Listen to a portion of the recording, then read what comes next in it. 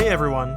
In today's episode, I'll take a look at some Patreon suggestions. I'll be looking at 2 attacks from 2 different shows. One attack is from Scissor 7, and the other from Blockade Battlefront. 2 shows, mind you, I know nothing about. But that might just be interesting. Instead of me being swayed by my feelings of the show, I can look at the animation without bias. Let's begin. Mr. Siddleman says, "Freaking love the part where Seven becomes his old self for a moment and uses his fractured blade to pierce through the energy shield. The impact of Seven connecting with the energy shield of Prince Stan feels so epic." Now these words meant nothing to me when I read them, but they do now. They do now. What Mr. Siddleman is talking about is the fight where Seven and his comrades are fighting against this guy. They get beat up, and they even try to sacrifice themselves in order to win. But the opponent is just too strong. But then, Seven transforms. He powers up and charges towards Stan. Stan powers up his suit and creates a big energy shield. Seven charges and smashes against the shield. He deconstructs his blade and reconstructs it behind the shield. He cuts off Stan's arm, and in the final shot, the shield dissipates. We'll start at the beginning of the attack. Seven is standing there and he readies himself. Powerful wind emanates from his body as he crouches a bit deeper. He disappears and charges towards the camera.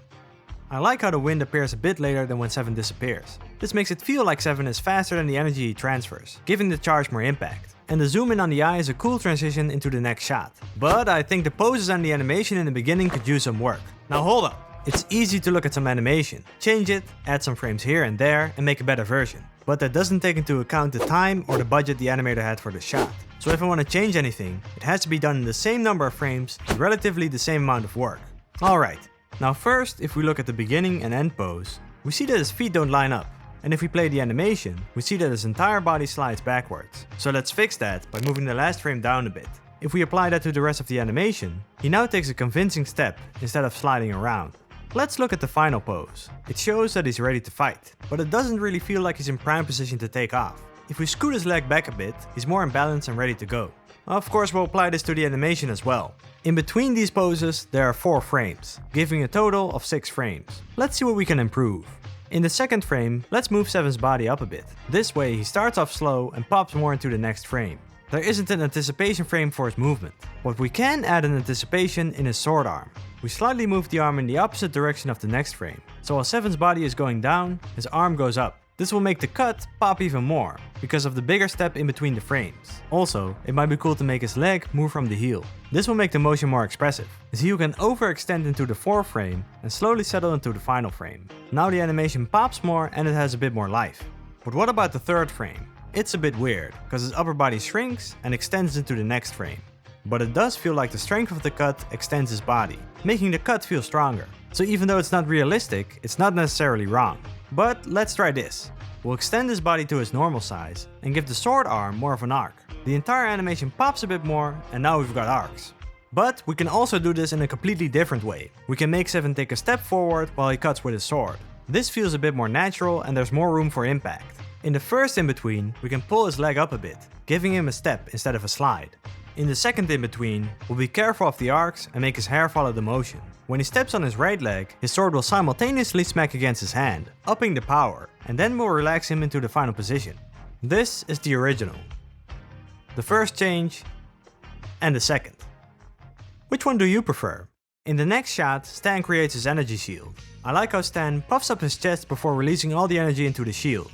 The energy flashes into the screen, and the animators can easily change Stan's pose without having to animate him. It's a great way to save a little budget. Making the energy waves come out of his hands one by one is a cool way to make the shot a little bit more interesting.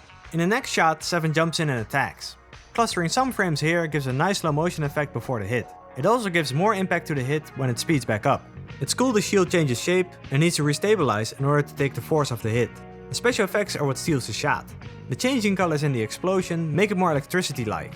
It's cool the electricity slowly moves and the debris stands still while Seven's clothes flutter around. It gives another suspended in time feeling. I think it's weird, however, that they chose this angle for the shot.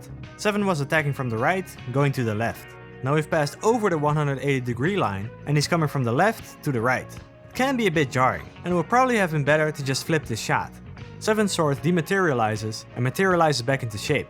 It's something Seven can do with his sword, and it's a cool idea on how to get past the barrier. Seven flips up his sword with extreme ease. This makes it feel like the sword is super sharp. The sword shoots up and cuts off Stan's arm. The way the body sways is very well done. The cut pushes his body away. Stan is out of balance and his body sways back to the right. He has to catch himself and his body turns. He turns to the right because his right leg is the pivot point. It connects well into the next shot and the energy shield dissipates. All in all, the effects are very nice, there are some cool shots, but there are just some little things that could have been better. Let's move on to a completely different attack. Elman Glory says, as to an amazing animation analysis that I'd like to see, I have a perfect one from the anime Blockade Battlefront. Specifically the scene in episode 1 of season 2, when Klaus uses his unbreakable cross shield attack. The animation is buttery smooth and is a joy to watch over and over. So in the anime, a big monster is attacking the group of heroes, and Klaus starts powering up his attack. The shot starts out in a medium frame, and slowly zooms out into a wide shot.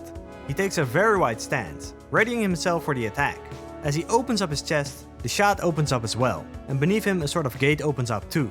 This simultaneous opening up makes the shot feel strong and grandiose. Let's talk about his movements. As Klaus is powering up, the left arm goes to the right and the right arm goes to the left.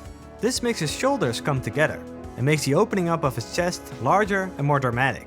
The left arm continues its movement in a nice arc. The right arm slides down the left arm and gives off quite a powerful feeling. When the gate below him opens, he quickly settles into his final pose. The impact frames are cool too, coming from below like a big wave. All in all, it's a powerful shot. The zoom out, the slow deliberate movement, the impact frames, it all adds to this grandiose feeling. In the next shot, the monster keeps running towards him. An explosion of blood occurs, which shapes into a big cross. Klaus seems to be in control of the cross, and with a big swing he punches it towards the monster. Yet again, I'm talking about a punch. He does a big anticipation, opening up his chest. He turns his body all the way over, which makes it feel like he's pulling all his might into the twist. Even his head is turning to the side. His hand is all the way in the back, ready to uncoil and follow the rest of his body. It's such a powerful pose. Then he punches and the cross flies off. In these frames, the spacing of his arm is a bit weird. Starting from this frame, his arm takes a big step. Then there's a smaller step, and then there's a big step again. It's going from fast to slow to fast, which makes it feel less impactful. This would have been better, going from slow to faster, building up the speed, making it more impactful. What's also awesome about this shot is that the cross has a delay in its movement. He pulls back and the cross flies backwards a few frames later. When he punches, the cross starts slow and flies off with super high speed. It makes the cross feel huge and heavy. It needs a little startup to get going, but when it goes, it goes. The camera follows the cross and flies off to keep up with it. This erratic movement makes it feel like we're going at super high speeds. I had to watch the next shot 6 times before I knew exactly what was happening. Maybe because I didn't watch the show, but it goes by pretty fast. The cross smashes through the monster and comes to a smooth halt, with the monster's skin being wrapped around it, stretched to the extreme. In the next shot, the monster's skin stretched as far as it can go and rips up. It's cool that the flesh turns in opposite directions, giving it a tearing feeling. The next shot is very fun too. Before the attack, the group of heroes had to stand in a row, and here we find out why. The monster flies over the comrades and cakes them in blood. The blood splashes over them after the monster has passed. The monster moves so fast that the blood needs to catch up. This increases the sensation of speed. Also, it just works better having events happen after each other. If it happened at the same time, you probably wouldn't see it as well. It's a cool animation decision and a cool director decision. The monster slides on the ground and comes to a halt. The attack is cool, grandiose, and thought about in a fun manner. Now having 2 attacks like these feels like we're doing a comparison, and that's not really fair, since both shows probably didn't have the same time or budget. It's not like one is better than the other. Okay, Blockade Battlefront is better, but I'm just saying we're here to learn, and we can learn from both. Maybe this shot could have zoomed out a bit, and then have 7 speed up towards the camera. This way he travels a bigger distance, making him faster. Maybe in this shot we could have slowed down the animation a bit, showing us the cross flying before smashing it into the monster. It will make the action a bit clearer, at least for me. You don't always have to compare everything. There's always an opportunity to analyze, learn, and improve. That's it for this episode. And in awesome news, the Patreon passed 100 patrons. Amazing animation analysis is growing stronger. And if you want to lend your strength, there's always room for you here. So come on down. We got a Discord, behind the scenes stuff, and so much more. In any case, thanks for watching, and I'll see you in the next episode. Bye!